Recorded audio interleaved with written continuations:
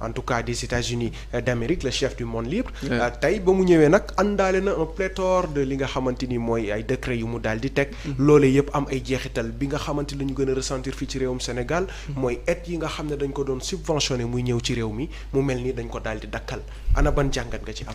d'accord moom dafa ñëw américains yi fal ko mu ñëw hérité benn pouvoir bu nga xamante ni dafa nekkoon dans l'obscurantisme total. Je répète aussi, je réitère que Trump a dirigé les États-Unis sous la force de la loi martiale de 2020 à 2024, sous coupole du soutien de l'armée américaine patriotique. Trump était en quelque sorte celui qui avait le décret et qui signait. Donc, pour éviter et empêcher une guerre civile contre le camp et les troupes de Biden, l'armée s'est collaborée avec lui, laissant les États-Unis entre ses mains pour qu'il puisse diriger cela. Mais bon, c'est des faits peut-être c'est seulement la géopolitique approfondie qui peut te donner ces informations. Donc on revient sur bi mu ñëwee officiellement mu toog en 2024 2028 bi nga xamante ni day diriger. Donc il s'est dit que il y a beaucoup de choses qui se sont passées si nga xamante ni mënoo woon weñ seen loxo parce que les États-Unis d'Amérique y compris le monde. danoo nekkoon ci benn sphère bu nga xamante ni spirale la. bu nga xamante ni dafa amoon ay organisation ak de fortes et grandes lobby yu ko seqoon téye ko ngànkoon ko presque dans tous les secteurs et dans tous les domaines. ñu nekk dans un système monde interdépendance où le mondialiste la mondialisation domine, le plus fort mange le plus faible. Donc moom mu nekk un pion mu nekk un élément bu nga xamante ni c'est une continuité du programme de John Fitzgerald Kennedy assassiné. moom Donald Trump mu nekkoon une continuité de son programme bu nga xamante ni parmi les 47 chefs d'État américains moom il fait partie des 4 yi nga xamante ni c'est des jésuites, c'est des chrétiens orthodoxes en quelque sorte mooy ñi nga xamante ni ils sont là pour la Bible et pour la pensée de Dieu. Ils sont pas là pour des organisations maçonniques ou Illuminati. Donc amul lobbying derrière Donald Trump. Il y a aucun lobby. Il fait parfois une désinformation pour informer, de désintéresser, intéresser. Moo tax quand il communique boo ko comprendre da nga naan il est sioniste wala il est juif alors que il fait une désinformation pour capter l'importance et l'intérêt dans ce qu'il dit. Je m'explique. bu mu ñëwee mu xool ni il y a des organisations yi fi nekk comme USAID. yu nga xamante ni rôle am depuis les années 61 ba les années 90 c'était pour appuyer, aider, collaborer, assister les peuples démunis en quelque sorte. Mais depuis l'arrivée de Bush père jaar ci Clinton USAID a perdu ak organisation yu mel noonu ils ont perdu leur crédibilité ci utilisation bi leen monde des lobbies di utiliser ces organisations jël seeni pion seeni nit seeni alal ak seen lépp teg fa ñuy dérouler seen programme. Et quel est le programme justement? Et si seen programme boobu noonu USAID était là pour financer des guerres. Exemple, je te donne un exemple, l'USAID a appuyé Zelensky, le président ukrainien, à hauteur de 177 milliards de dollars ci guerre bi mu nekk di def. contre la Russie bi nga xamante ni amul aucune importance. Donc dëgg-dëgg il y a des lobbyistes américains qui sont derrière cette guerre-là.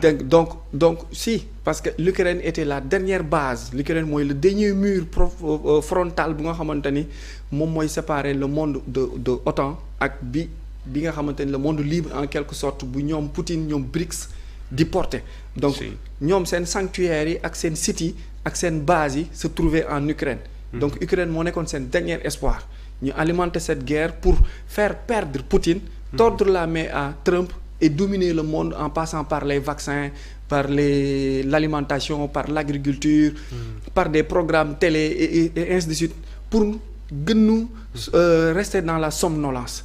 Malheureusement, Dieu a fait que le gars récupère le pouvoir avec l'aide de l'armée patriotique américaine et une très grande branche de l'armée patriotique mondiale.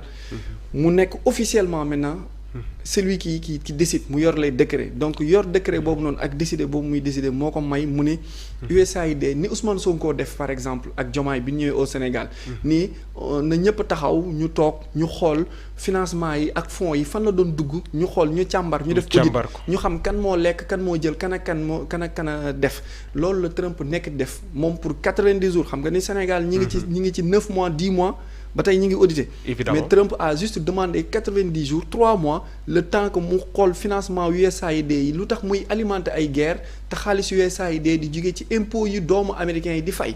mu ne ñun ñoo appauvrir suñu bopp comment est-ce possible ñuy jël suñu xaalis impôt ñu war ko delluwaat suñu biir réew ñu jël suñu xaalis impôt di alimenter ay guerre ak ay trafic d'organes ci biti. Je vais arrêter ça. Donc USAID c'était ça, c'était en quelque sorte je ne dis pas USAID Sénégal parce que c'est 158 États yu USAID amoon antenne donc USAID ci boppam pas USAID Sénégal USAID Mali mais USAID US ci boppam la ñu ko j'arrête parce que jàpp naa la jàppati la ci ay maguy ci ak ay lobby ci ak lu nga xamante ni nekkatul woon sa cahier de charge yaa ngi financer Zelensky yaa ngi jàppale ay guerre yaa ngi teg loxo Israël yaa ngi alimenter ay guerre yaa ngi créer ay famine te sa rôle nekkoon nga teggi ko donc man mi yor décret bi di décider mënuma continuer di seetaan américains yi may jël seen impôt di jël seen xaalisu impôt di la ko financer pour nga appuyer l'aide l'alimentation la solidarité des pays faibles nga koy détourner pour autre objectif j'arrête tout pour 3 mois le temps que je termine les audits. D'ailleurs USAID dégg nañ ci li nga xamante ni mooy wàllum Covid-19 paraît-il que USAID am na ci li nga xamante ni mooy ay mbir yu mu ci def. paraît-il Covid-19 bi nee nañu bokk na si ñuy financer. tey bon xam nga d'une manière ramassée c'est un programme bu nga xamante ni ça date et ce programme est là depuis. day nous tous on est d'accord que Covid bi même bu fekkee nangu woo ko à 100% que ni yow yaa ngi ciy xel ñaar yaa ngi ciy tey sa xel a ngi ciy tey. parce que à partir de la France benn couple des laborantins se sont déplacés vers la Chine. à Wuhan pour lancer le virus bi nga xamante ni après moom la ñuy propager partout dans le monde.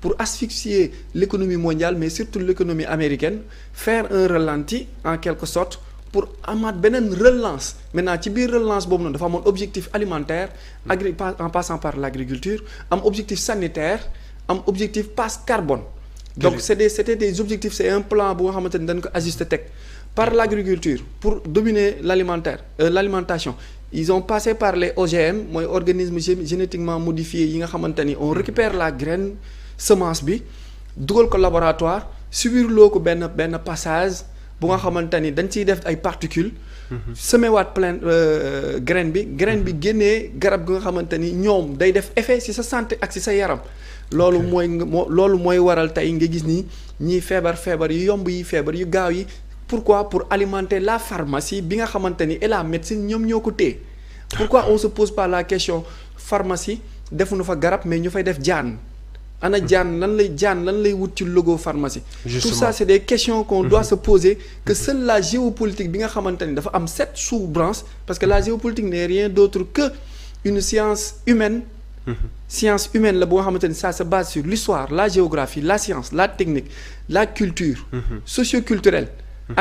ak lépp lu nga xamante ni c'est day dem ci ay thèses analytiques et autres donc quand tu parviens pas à faire une explication sur ces 7 angles en passant par la religion et par la culture surtout et sur l'histoire tu ne maîtrises pas le thème ou le sujet tu pourras pas débattre sur des faits géopolitiques. Maintenant avec des faits géopolitiques il y a des récits coraniques comme il y a des récits bibliques. Je te donne un exemple. La géopolitique nous permet de comprendre l'Apocalypse dernier chapitre ci Bible bi selon Jean que ni mu méngoowee ak surat Durhan la fumée la fa yàlla di wax moom lay wax fee parce que benn yàlla bi la changé wul donc c'est la géopolitique qui te permet de connaître que l'Apocalypse dernier chapitre de la Bible moom mooy Durhan la fumée dans le Coran nga mën a détecter les non-dits ak nga xam fi yàlla naan vous mettez vos stratégies je fais la mienne et on verra qui de nous est le plus grand stratège. Okay. C'est cette géopolitique là ni Alxuraan amee dégg-dégg 7 fois pour nga mën a comprendre ni nga waxee géopolitique noonu la amee 7 sous-matières yi nga xamante ni da nga koy analyser ci angle yooyu noonu yépp pour mën a génne réponse bi. Je donne un autre exemple. Lequel? Suratul Fil l'éléphant bi fi yàlla di expliquer ni la Mecque était attaquée. par des gens yi nga xamante ne dañoo yéegoon ci kaw ay ñay dox jëm ci kawam yàlla yónni ay picc yu sex ay xal di leen ko sànni xal yooyu di leen bëtt pour empêcher leen à ce que ñu laal la Mecque. soo ko déggul ci passé déggoo ko ci présent déggoo ko ci futur da ngay am problème mu détecter parabolisme bi yàlla utiliser foofu pour nga mën a dégg donc géopolitique mooy science bi nga xamante ni day retracer le passé le présent et le futur ci 7 angles yooyu noonu foofu surat boobu noonu am na déggin dans le futur lu ñëwagul ces éléphants sont représentés par des chars de combat ces picc là sont représentés par des drones et des avions qui bombardent D'accord. la Mecque mooy la lumière mooy ñan mooy ñi nga xamante ni ils sont là pour taxawal penser ak li yàlla bëgg contre l'idéologie de Dajjal. D'accord.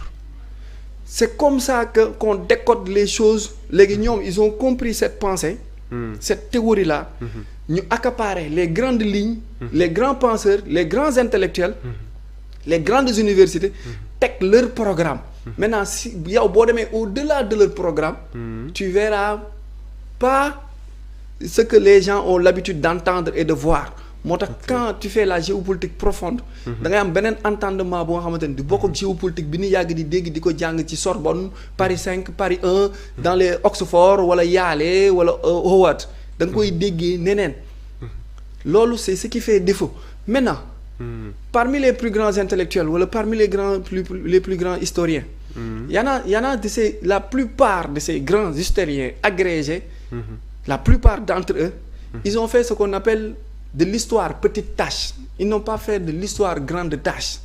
Ok, quelle est la différence? La différence entre l'histoire petite tâche et l'histoire grande tâche. Je donne encore un autre exemple.